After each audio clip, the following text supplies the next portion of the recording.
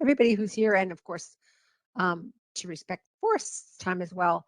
So everybody who doesn't have met or whatever, I'm Cecile, and I'm the coordinator of the Mod G Center. And at NATE, we honor and acknowledge that the land on which we learn, work, and live is Treaty 6 territory. This place is a traditional homeland for the First Nations and Métis people, and today we're all part of this treaty land.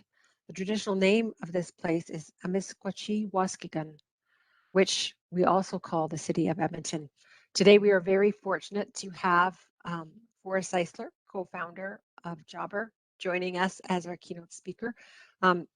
I don't personally know Jobber, and Forrest, but my son worked for them for 3 years and spoke very highly of the organization and Sam and Forrest, and still, if COVID wasn't around, I'm sure he'd be popping over to say hello every once in a while. Really, really, Jobber is an amazing success story for Edmonton, for Canada as well. So please join me in welcoming Forrest. And over to you, Forrest. Thank you very much. You flatter me.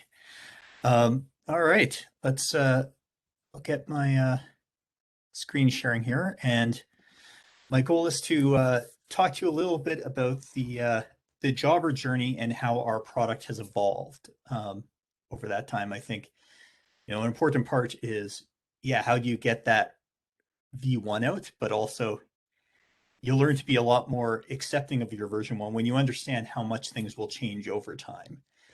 So I'll give you a little bit of a sneak peek over that as we go. So I'll quickly explain the origin story, how we started Jobber, how we developed the initial product, how we developed our business sort of model and approach alongside that, because those go hand in hand. You can't evolve your product without evolving your business, and vice versa. And then I'll give you a bit of a preview into how the product itself has evolved over the years. All of this comes with a really big disclaimer, which is something that, frankly, I think every speaker should always be starting with. Like, there's a huge survivor bias in everything I'm about to say. For all I know, 100 other people tried to start and run businesses just like me, and I'm the lucky one that survived, and everybody else is out of business today.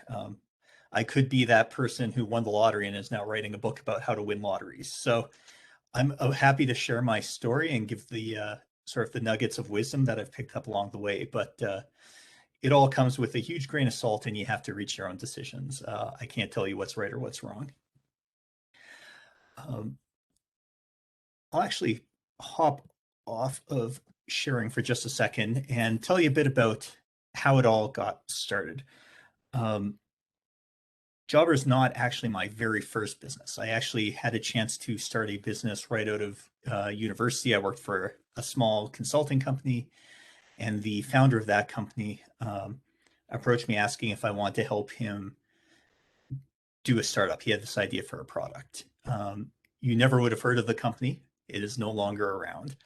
But I'm mentioning this because we spent 2.5 years poured our hearts and souls into a company that didn't ultimately work. And I think it's, everybody talks about the successes. It's important to also acknowledge that you'll sometimes try and fail, and that's fine too. Because through that, I learned a lot. I had a chance to learn a lot about, but really what not to do with the business. We did a lot of things right, but we did a lot of things wrong. Our product that we brought to market, our MVP, wasn't gaining traction. And we made the classic mistake of, instead of getting more focus and trying to really understand which customers it was working for, we added more and more features, and we went broader and broader, and it became bigger and harder to maintain and more confusing. We were scared to take venture capital with that business. And as a result, we bootstrapped everything. We were very slow to get to market. So it took 2 years before our product was ready. And the opportunity that we saw as an opening right out of the gate was not an opportunity by the time we actually got there. Many other companies had filled in the same gap. So we learned a bit about the importance of speed to market. Made my first hires there. learned a lot about the rights and wrongs of hiring and mistakes that can be made hiring first employees. So even though it was ultimately a failure, that very first company called Smibs was an integral part of why Jobber has been a success today. So if any of you do in the future try to start businesses, win or lose, you're going to learn a lot. And even the failures are stepping stones to future successes. Now, from there, once that company, after 2.5 years, I finally did walk away, ended up freelance developing for a while. Now, when you're a freelance developer, a few things happen. One is you tend to buy, you work out of coffee shops. You pay your rent one coffee at a time, and you spend all your time just moving from coffee shop to coffee shop. At least that's what I did. And the other thing that you do is you spend most of your time talking to small businesses, going and talking to them, trying to understand their problems, and try and convince them that you can help solve some of these problems with technology. And every so often, somebody would say, "Okay, yes," and then you go and you got your contract and you solve that problem, which a decade ago was usually whipping out a WordPress website. Occasionally, we got to do something more interesting. And then you invoice and you get paid and you move on to the next. So you develop a real habit of talking to small businesses, understanding what makes them tick, understanding their problems. Working at coffee shops kept running into, you tend to see the same faces, other people that have the same routine. And I kept seeing one guy, black coat, like black screen, white, colorful syntax on his screen. He was clearly writing code the same as me. An acquaintanceship started, and it turned out to be Sam, my now business partner. And he was a freelance developer doing the exact same thing as me, working out coffee shops, helping small businesses with technology. And he'd been doing some work for a local service company, developing some stuff very small and particular to them, but gave him a chance to look under the covers of how the business was running. And he saw lots of opportunities for technology to come in and help provide more support. And he looked around online and saw that there wasn't a lot of great tools out there. So he started to, a seed was planted in his mind. One Friday, he and I were sitting at a local coffee shop, Remedy, on 109th. I'll always give a little shout out to Remedy, great chai. And he started mentioning the idea to me. And I got very excited because just a couple of weeks earlier, a friend of mine that works for a painting company had approached me asking if I knew any software that could help them solve some of their problems.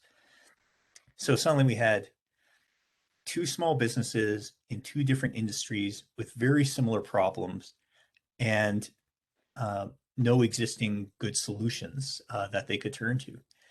So that became sort of the nugget of the idea. He shared what he'd been working on with me. I spent the weekend hacking away, threw together a bit of a prototype. And on the Monday, we got together at the coffee shop again, reviewed everything, and he said, "Let's start a business." And we had no idea what that meant back then. But that was the very origin of Jobber, as it were. So from there, we started taking evenings, weekends, and just chipping away at this idea, and built out a prototype. And to be clear, the prototype was not functional. It was smoke and mirrors. Half the buttons did nothing, but if you click through it in just the right sequence, it really showed the vision of what we had in our minds, what we thought would help small businesses. So we then started reaching out to people we know. We quickly hit the small businesses in our network, exhausted those very quickly, and then moved on to anybody we knew who could connect us.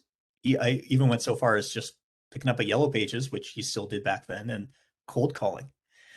And when you call a small business and you explain, "Look, I'm not trying to sell you anything. I don't even have anything to sell. We're just two guys with an idea for a product that may someday help businesses like yours." And if we could just grab 10 minutes of your time, we'll come down. We would love to show you the idea we're working on. And here's some honest feedback. Do we properly understand how your business works? Are we going in the right direction? Are we completely out to lunch? Like, any feedback, good or bad, would be invaluable to us. And you know what? When you treat people like professionals, they're very generous with their time, and lots of people, um, were able to say yes to that. We got lots of no's as well. More than half the people said no, but more than enough said yes, that we were able to drive out and we'd show them the prototype and walk them through what we've built. And each time at the end, go, so would you use this for your business? And they'd always say no. But then we would follow up with, why not? And they would tell us, and they'd explain where we'd missed the mark. So we'd take it back, we'd take that feedback, we'd continue to iterate on what we had built. And then we'd do it again. And we'd show the next business, would you use this? No. Why not? And they'd explain it. And it was months and months and months of this pretty regular rejection, but with constant fantastic feedback and iteration, that we then had a chance to sit down with a gentleman named Graham from Painters Enterprise. And after we walked him through it and we asked, would you use this for your business? He said, yes. When can we get started? And of course, we actually panicked because we weren't ready for that answer. The product didn't actually exist yet. But we told him 3 weeks, and then we went heads down coding just night and day. It took about 4 weeks to get to a point where we could transition his business on, but we had our very first user at that point. Now, suddenly we're celebrating, and it's something to celebrate. The moment the very first person was willing to trust their business on our software, that was something exciting. But suddenly we felt like, okay, we have the product, now we just have to sell it. And no, the product was still not close.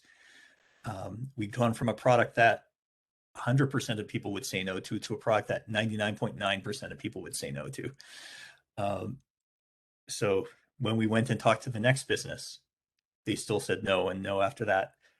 And it took months and months more before eventually we got our number 2 customer. And then a couple months after that, before we got number 3.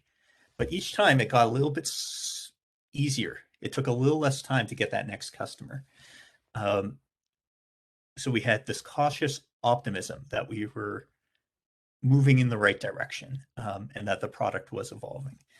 And I'll hop back onto a screen share for just a second, because I actually have a few pictures that I brought of just how terrible, for lack of a better word, that very first version was.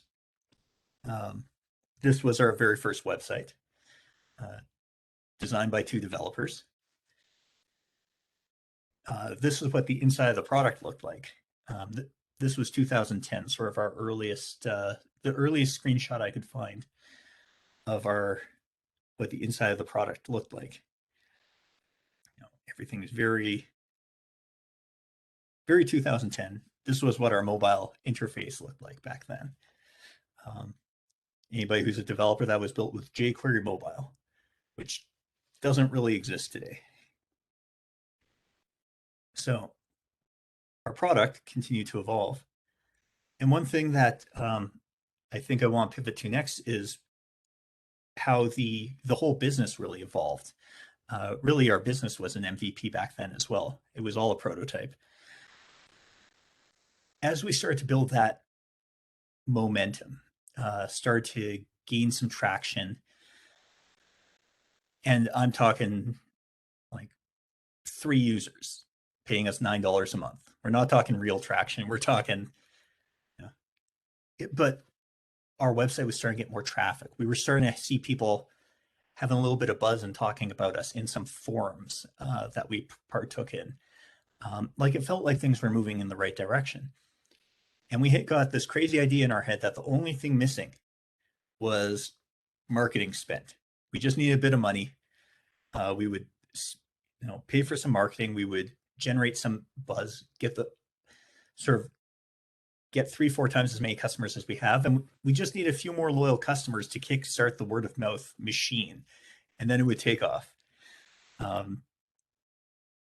So we put together a business plan, and to be clear, it was a single piece of paper, double-sided. Like, we'll call it business plan light. And we started reaching out to sort of anybody we knew with a bit of money or who might be willing to invest in any way. Because it's like, if we could just get $50,000, we'd put into marketing, and then, that's the silver bullet. Now it'll really work. So we're reaching out, and I get in touch with somebody I know through an alumni of my fraternity named Dave Hardy. And I didn't know anything about venture capital back then. I still feel I barely understand the market. And it turns out he did, gyms, franchises, restaurants, like brick and mortars. That's the type of investments he did. But in my mind, VC just meant you invest in businesses. I didn't even appreciate that there were different types of VCs back then. So sent him the business plan. And right out of the gate, he's like, look, I'm never going to invest in this company, but if you want to meet and get some, feedback, I'm happy to grab a coffee. So Sam and I were all excited. It's like, hey, all we need is a little time with him. This is such an impressive business. Like, we'll convince him. We'll change his mind. So we meet for coffee, exchange all the common pleasantries, sit down, and like, I'll never forget it. He holds up the piece of paper, like, if this is your business plan, you're fucked. And just starts ripping us to shreds.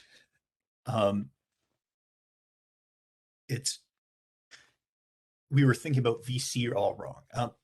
And back then, like, using some of the numbers in there, he's like, if it takes $100 to acquire a new customer, and they pay you on average, $30 a month, let's say, you have $500 in your pocket. You can acquire 5 new customers. 3 months later, be more or less break even. 3 months after that, you've made $500 and reinvest in the business. Or you sell 10% of your company for $100,000. Go get 1,000 new customers.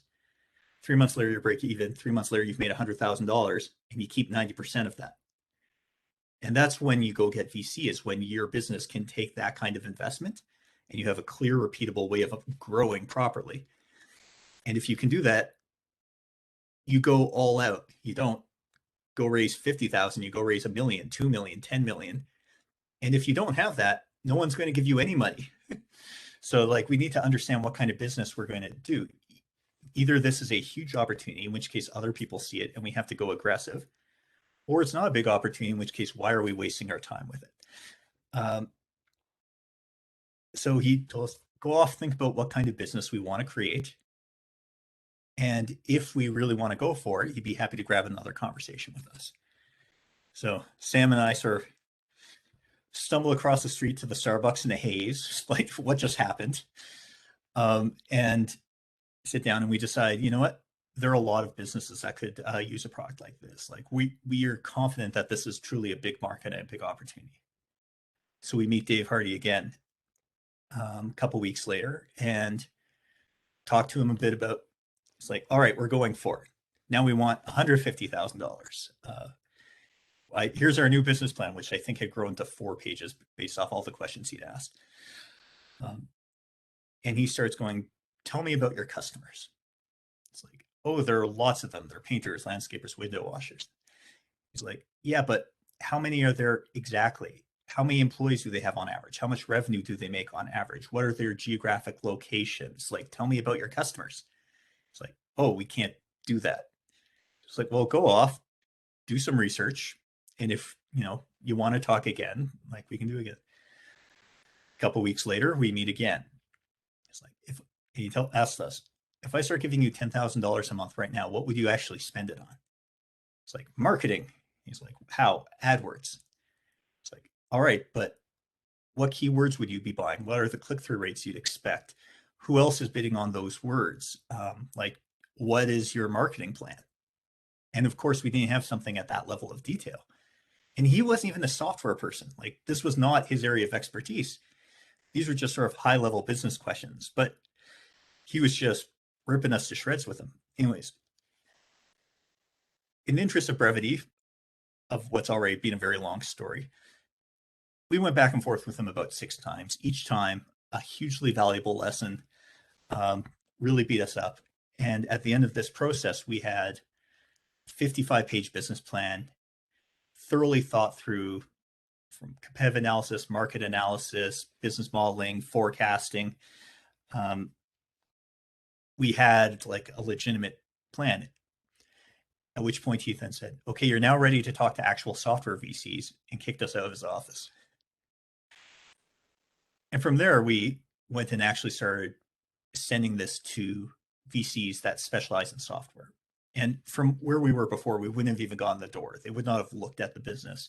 He had hugely generously invested his time in us to get us to a point where we could now get through the front door. But each time you meet with the VC, we talk them through the business, and we'd always end with, so would you invest in this business? And they would say no. And we would ask, why not? And they would give us great feedback. We would take that feedback and incorporate it into the business plan.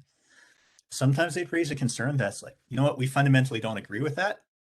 We're not changing our business model. That's just not the right fit. But often they were great callouts. Either it wasn't a real concern, but we had no good answer. Like we couldn't articulate why that wasn't a real issue. Or it was an issue that we like, maybe we needed to tweak the business plan. Maybe we needed to lay out a contingency plan, how we would avoid that, how we would, know if that started to be an issue and what we would do to respond to it. But each time our business would evolve. And after, many, many months and hundreds of these conversations of, would you invest? No. Why? Would you invest? No. Why? Eventually somebody said yes. Because it wasn't taking the same business and showing it until we finally found a yes. Each time it was evolving and growing through those conversations, and they were making us better. So that was a big part of it as well. So I'll go back to a screen share for a second, because one of the other useful things that came from Dave Hardy, which I forgot to mention at the beginning, but you may have noticed on the website, it said Octopus App. That was actually the very first name of the product. And one of those, when he was just, beating us to a pulp that very first meeting, was he told us that Octopus is a terrible name for our company. That it's non-descriptive, doesn't have anything to do with what we're doing. Like if a normal person heard it, they wouldn't connect the dots for what that meant for our product. It wouldn't ever make the first 5 pages of Google on search because the word octopus is so overloaded. And we couldn't get any kind of like trademark protection on it. So we had to come up with a different name. Again, all fantastic advice. So back in 2011, we switched from Octopus to Jobber. And as you can see, like our feature set had started to evolve, our product had started to evolve. We started to bring in more mapping and GPS. It's starting to look a little bit better. By 2013, again, this cycle of just constant talk to the customers, talking to VCs, talking to market, just always keeping an open mind on what could we be doing better and evolving. It continues to grow as a product. I think 2013, I don't have my speaker notes running, but we had our first designer by now. So you can see it's starting to not look like it was designed by developers. Our mobile app has made quite a bit of progress from that initial gray version I showed you. We start to bring in functionality around payments and transactions. 2014, again, continuing to evolve. Starting to, be more sophisticated. 2015, again, you can just sort of see that there's no silver bullet or moonshot changes. It's just a steady, incremental, year after year, making a little better, a little better.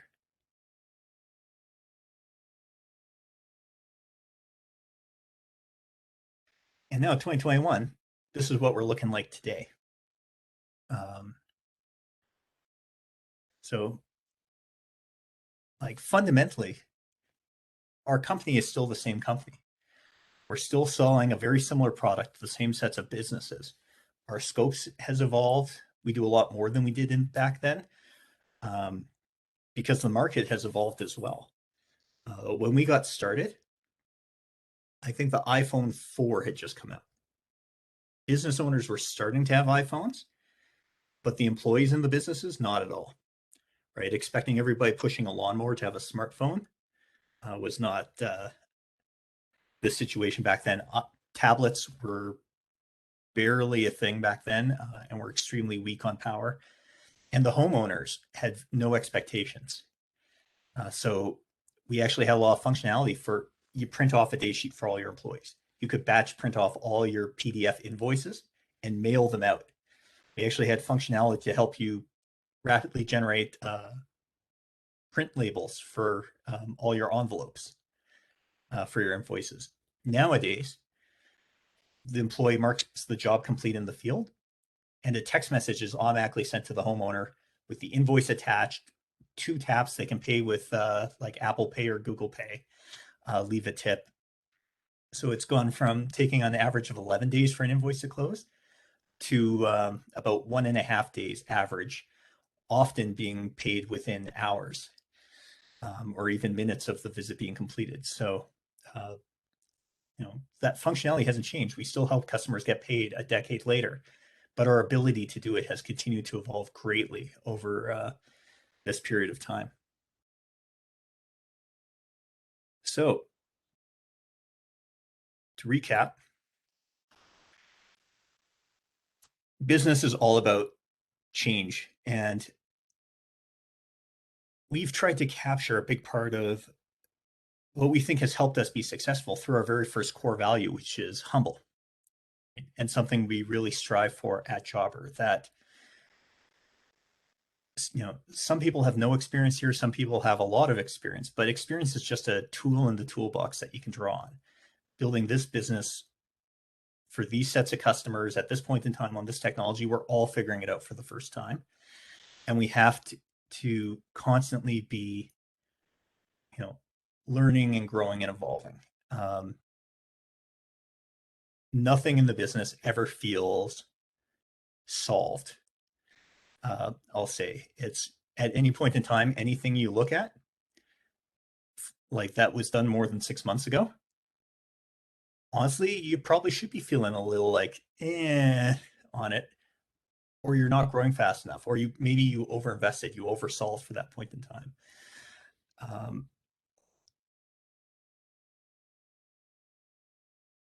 You have to make decisions, but you should never just assume you know what you're talking about. So always be going out and seeking validation on those decisions. And that's where those asking questions are always really important. One theme that you would have picked up on from talking to the customers to talking to the VCs, it's always, would you use our product? Why not? If they did use the product, we don't just take it for granted and then ignore them. We're going back to them always. Why are you using your product? The VCs, again, asking questions. For employees, would you work at this company? Why not? Or if they are, again, don't take them for granted. Take the time to ask, why are you working at Jobber? What are the things that keep you here? It's people always have a choice to leave. You want to understand. There's a in product management, we're always reminded we are not our users. So you always have to be going back and challenging your assumptions and hearing it directly from them. I will do the caveat though that don't ask for direction. In my opinion, I'm a big like don't ask the users what do you think our roadmap should look like. Ask them why they're not using the product. Like what are the problems that they're experiencing? Like what you want to do is understand their business, not have them give you the opinions on your business. So I wouldn't, so it's you gotta walk that fine line. Always be asking questions, but don't ask them to do your job for you. You're trying to learn from them, not crowdsource your responsibilities of trying to figure out what's next for your business. And if you keep asking questions and you keep learning why and you keep deliberately measuring, it's amazing how things will progress over time. Again, just when you bring it all together, look at it on a single slide, from that first version all the way through to the current version, you'd never think that was the same product. Or when you look at that initial online interface to the current one, I have to ask myself, what's the next one going to look like? It's always the next one that has me the most excited.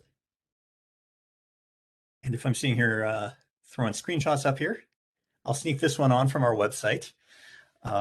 Jobber is always hiring. I won't sit here and harp on it, but we're growing fast. We just crossed 500 employees. We're looking for another couple hundred before the end of the year. And so spread the word, please, because we always need fresh minds and fresh perspectives, because things are always changing. I think a lot of the best ideas are coming from people that'll be new to Jobber and bring that fresh perspective and fresh set of eyes, because what's gotten us here won't get us to where we're going. I'll finish off with that final reminder on survivorship bias. It's all of this, all my advice. It's good to listen to it. You should go out and seek lots of advice, lots of different perspectives. There's never been a time with more content out in the world for you to consume. And I'm a big believer in trying to get as many different diverse perspectives, learn from as many different types of businesses as possible. But then you ultimately have to draw your own conclusions and follow your instincts. Because if somebody else's instincts could have invented the business you're trying to create, then they would have done it already. It takes your fresh perspective to do something new that no one's ever done before. And with that, I guess we'll jump into Q&A. Awesome. Just before we get into that, I just wanted to ask you, Forrest, I know COVID's changed a lot of things. Previously, I know Jobber used to host a lot of jump events that sort of was a bridge for students to sort of even help think about what they need to be thinking about for their careers and whatnot, and help introduce them to Jobber as well. Have you kept doing those virtually, or are they on pause? They're still going We have virtually? continued to do jump events virtually. Okay, so I'll need to connect with somebody so I can share them with our students. Yeah, I'll make sure to connect you with the right person on our end. Okay, awesome. There's a question from Susan. She says, what kind of time frame should people plan on for when they're doing the process of making a minimum viable product? It's I mean, it depends so much on the nature of your product. Right? Like, I'm giving a software product perspective, but I think it could have been done even faster than what we did. We were both developers, so we used the tools that we're most familiar with, which is development. But as I mentioned, that first product that we were going out and showing to business after business didn't even work. We probably could have just shown screenshots we made out of Photoshop. Mhm. Maybe it didn't even have to look like real software. Maybe we could have done wireframes, just like rough sketches with a Sharpie on a piece of paper. Maybe that would have been enough. And obviously, the amount of time it takes depends on how long it takes before you get that yes. Maybe if you have better instincts than me, you're able to your V1 draft of the prototype might be closer to what the market needs than what I was able to develop. There's a book called The Lean Startup, which you may have heard of. Takes a very extremist perspective. Again, listen to lots of different approaches and learn from them all. But I think that highlights some approaches that can be taken to very rapidly understand some of the things that it took us maybe a little longer than we needed to fully grasp.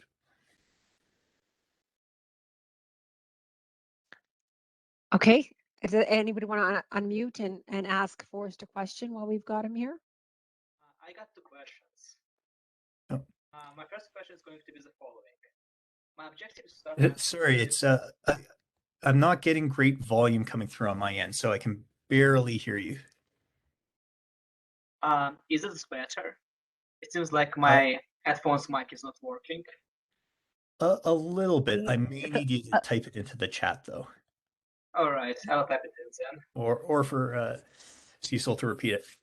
Yeah, no, it was soft for me as well.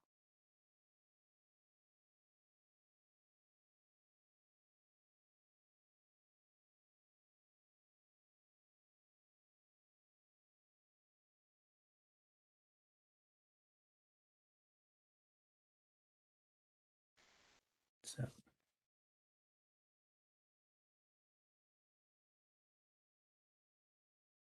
Okay, well, while we're waiting, I think Logan is a question. Are you able to provide details on some of the early hiring mistakes? sure. Great question. I mean, some of it is certainly just getting a feel and some experience under your belt, but I think a few important things are when you are hiring, it's because you feel there's just a huge amount of pressure. There's so much stuff that has to happen, or it's very easy to compromise or let that influence you in some ways. And what's really important is finding the right person. It's better to have the seat empty than not have the perfect fit in the seat. I think other things I really learned about are how important the cultural fit and the character of the individual are, far beyond their skill set. There's no amount, technology can be learned far easier than character can be learned. And in a startup in particular, when you're just getting going, again, all your assumptions are wrong. The technologies you need, the skills you need, what everybody's going to end up doing to fill their days is all different. You know, I hired some top-notch developers and they'd spend half their day talking to customers on the phone because we had no support, right, for stretches. Having people that have the right character to just roll up their sleeves and do what's needed and push through the tough times and that sharing your vision is far more important than anything else. I think beyond that, you know, like the cultural element was always very important to me and Sam. The truth is, most people in life, 3, 4, 5 times will find themselves in a situation looking for a job, and they're going to look at a handful of different companies and pick the one that feels like the best fit for them. But you're picking from a menu. It's a preset list of options. And Sam and I had the very rare and special opportunity to truly create our environment from the ground up to be exactly the type of place that we want to wake up and go to work to every day. And we had faith that, you know, if we create the right environment for us, it would attract the people that wanted to work in that kind of environment, but would create a strong environment, a strong culture. I guess we hope that there would be enough people that wanted that kind of environment that we'd be able to grow the company. So we've always taken it very seriously, but I think we didn't always have all the right tools in the toolbox. There's a book called The Advantage from Patrick Lencioni, and it provides a lot of, like, a bit of a framework for a number of different aspects of organizational health. And one of them is defining your cultural values. And that helped us really get to the heart of who we're trying to hire and layer into our recruitment process checks on the cultural elements that we're looking for as a company. So as we learned more about hiring, we got systematic, more defined, started to write down exactly what we're looking for. Early on, it was gut feel, and we, you know, I'd hired the rock star asshole who ended up, you know, yeah, it was brilliant, but no one wanted to work with them. You know, maybe swung to people that were, or hired some people that were there for the money, but didn't really, they'd go work on anything. They didn't care what they were working on. Those were sort of the categories of mistakes that I learned.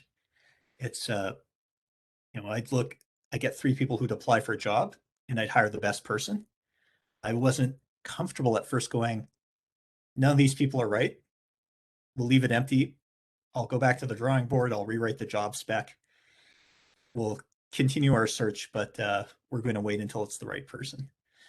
Those are just a few of the things that you sort of pick up over time. Okay. There's a question here's Dan's question. Now, can you see it in the chat? Yes. So you want to start a video game company. So the product will be video games. That's based on your insights. Whenever I'm creating a new game, I should always look for feedback after making a game, but video games usually take a lot of criticism. How can you decide which criticism to accept and which to ignore? Great question. I also think it's anything consumer related. Yeah, that's much harder to predict. So definitely a lot of challenge there. So I talked to people at big AAA gaming studios, and they're going to make 4 games knowing that 3 of them will be a flop and 1 will be a success. And they'll spend huge amounts of money, and like the experts in the field can't always predict what will work and what won't. So definitely a tough market. I think. I mean, hey, you heard me early on. Out of the gate, we only got negative feedback, right? We got months of only people saying, no, I would not use your product, without a single yes.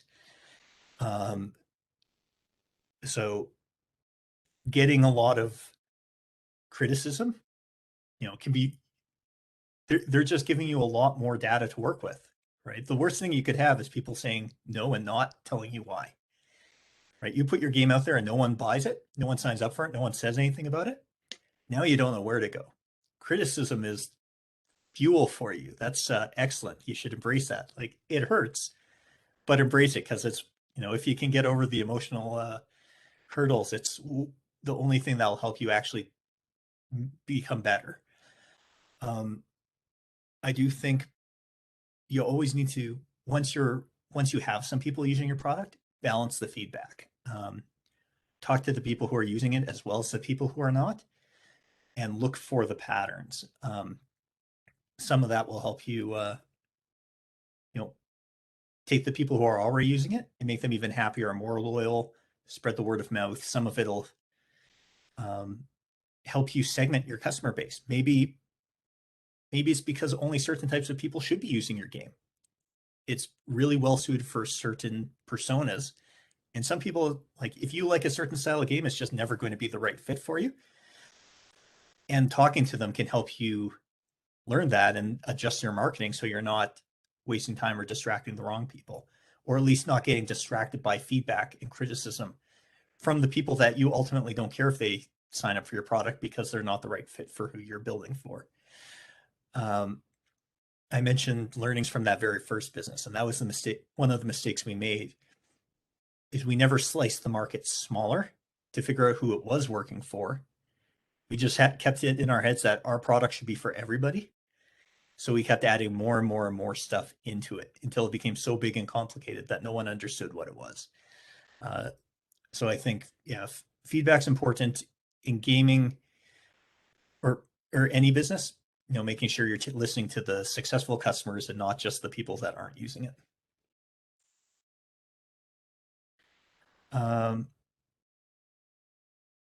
Finding general patterns from big data. I'll just chime in on that one, that data is very important. We use a ton of data. I think a lot of people get into their heads to use data too early. Data acts like a big spotlight to help you identify things to go learn more about, but it will never tell you why. It's like, hey, this part of the funnel is seeing a high drop-off rate, but why? Like, is it because the button's confusing? Is it saying the wrong things? Is it because we're attracting a bunch of the wrong people, and now maybe it's good, we're filtering out the people that shouldn't get past that point at that point, and our problem could be upmarket. We have no idea why there's a drop-off. The only way to learn why is to talk to people. And early on, every conversation is so rich in feedback that you probably don't need to turn to data yet. I think that is what you bring in when you have so many people that you can't talk to them one-on-one. And that's a good problem for a business to have. But early on, don't get distracted by data necessarily. Take the time to sit and talk to customers. Find people where you can sit over their shoulder while they sign up for your product for the very first time.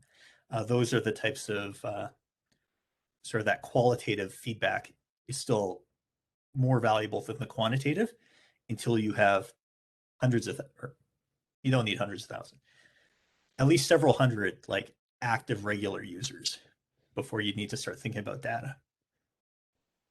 Early on, when we just a funny anecdote, there's all this big data software out there and tools to like understand the workflow and look at funnels and stuff.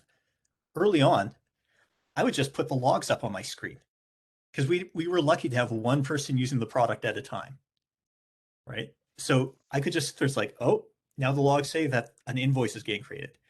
Oh, now they're editing the invoice. Oh, now they're sending the invoice. Like I didn't need a product to draw me a customer journey. I could just look at the logs and see the entire customer journey in real time, because that's how low volume you are at the start. So any investments in big data tools would have been a huge waste and a huge distraction for us. When you can look at the logs and know exactly what every single person's doing and like watch them in real time exploring your product. Awesome. And there was a question about when you hired initially. So when you first started hiring, did you prefer paying with money or equity in the startup? Sort of takes a bit of both. We still, even now today, offer equity to every single employee. I do think equity is an important motivator, partly financially, but partly just like, you know, understanding that like how the work and the success of the business, it aligns everybody's success together. Not just the employees, but also the customers, because if the customers aren't successful, then none of us are going to last very long in this. So I do believe in giving equity, but early on, equity is not enough because most people know that the odds of your business surviving are very, very, very low. So we did have to compensate as well. We weren't really able to get good traction on employees till after our first fundraising. It was just Sam and I doing this for years. Right. Chantal, did you have a question? I did. Can you guys hear me? Yes. Yep. Awesome. Sorry, my computer difficulties before, so I'm going to not turn on my video in case that was why. First of all, thanks so much for giving us your time today. It was a very insightful presentation. I have a question around how do you keep up enthusiasm and engagement within your employees when you're working in that narrow lens of the MVP? So I work in product and project management right now, and I feel like when I'm trying to keep to that MVP, I'm just shutting down great ideas and like excitement constantly. How do you build that back up while still focusing on the minimal viable product?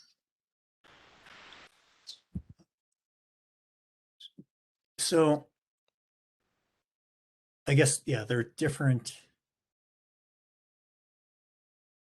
I'm thinking about the different stages of the business. So again, early on, that very first, MVP, it was just Sam and myself. So we only had to keep ourselves motivated. And I cannot imagine being a solo founder and making it to where we did. Huge respect for any solo founders, because the emotional roller coasters, we were very lucky that we had each other for moral support, because you'll have dark days, dark weeks, and as long as one of you is up while the other person's down, you can sort of like pull each other out of your funk. Had we not had each other there for the emotional support, I think I probably would have thrown the towel many times. Now that we're further along, we still do MVPs when it's like a new feature. And we're usually able to keep excitement up, because an important thing about an MVP versus a prototype is the MVP has to work. It's the letter people forget about is the V. It has to be viable. That means it has to actually deliver the value you set out to deliver. It can be a very thin scoped, but it has to work. And one of my designers, Matt Fagnan, he often actually tries to change it on us, MLP, minimal lovable product. It doesn't have to do a lot, but it has to like be something that you'll use and you really like using and you want to reuse it.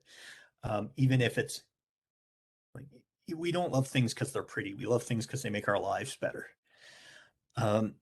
So like we just shipped a new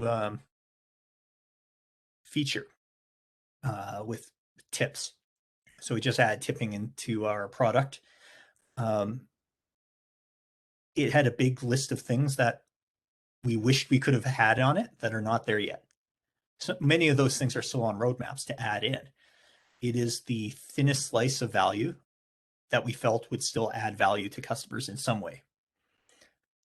Now, the mock-ups, they did mock-ups and they showed them to users to get feedback. They built out the beta and gave it to a couple hundred customers to find out what wasn't working. And we found things that weren't working properly, whether flows were confusing, whether there were like accounting quibbles and edge cases that didn't work. They worked those out. And then they shipped what was proving to create some value for the beta testers. And we're already hearing fantastic feedback. Now they have the energy of like all the positive feedback from customers whose lives are a little better because of this feature. Like we're getting thank you notes from employees that just got a nice Christmas bonus because of this feature that only shipped to, again, 500 users at first, but those 500 businesses gave us enough positive feedback that now they're energized to go back and build the missing features that we had to cut out because people are loving what's there. And that's the real motivator. We're doing it for a reason. Our goals are not about, we want to make money. It's hard to keep a team energized on that. But if our goal is to make a customer's life better in some way, it doesn't take a lot of signal to get people excited about going further and further. Awesome. Natasha, obviously, did you we want have to the benefit of a big enough user base Yeah. that a beta test these days, we can still throw like a few hundred people at a beta and get that positive signal. If we're entering the market for the first time, that wouldn't work. But back then it was just me and my founder, and there was a real ignorance is bliss situation. We did not realize how hard it was going to be. So we always thought we were one product tweak away from, instant success. Awesome. Was it Sorry, hard I to don't think that was a particularly useful answer, but that's the best I got. Was it hard to not fall in love with your solution in the first place and think like to actually realize that you needed to listen? I